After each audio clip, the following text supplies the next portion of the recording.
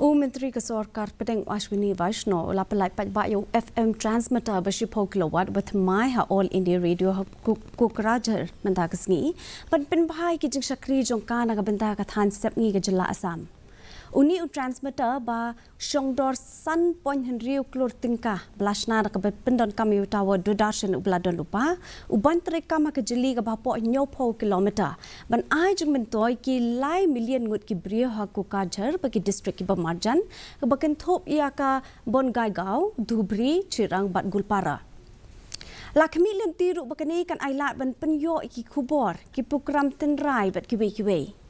Ya kan ni kesni pli perda la penong Guwahati bat Kokrajhar bat lawan panishim bentaru da ki pun ngut ki he ki han kum ulat jong ke jela Assam Lakshman Prasad Acharya Menteri Rangba ke jela Assam Dr Hemant Biswa Sarma badu CEM Bodoland Territorial Council Pramod Boro. आज असम के लिए और north east के लिए 3 नई ट्रेन्स का भी शुभारंभ हुआ। तिनसुकिया से नाहरलगुन यानी अरुणाचल प्रदेश को कनेक्ट करने के लिए, गुवाहाटी से नॉर्थ लखीमपुर और गुवाहाटी से न्यू बोंगाईगांव। भाई और बहन उनका बहुत लंबे टाइम से डिमांड था एक एफएम रेडियो स्टेशन चालू हो, वो भी आज चालू हुआ।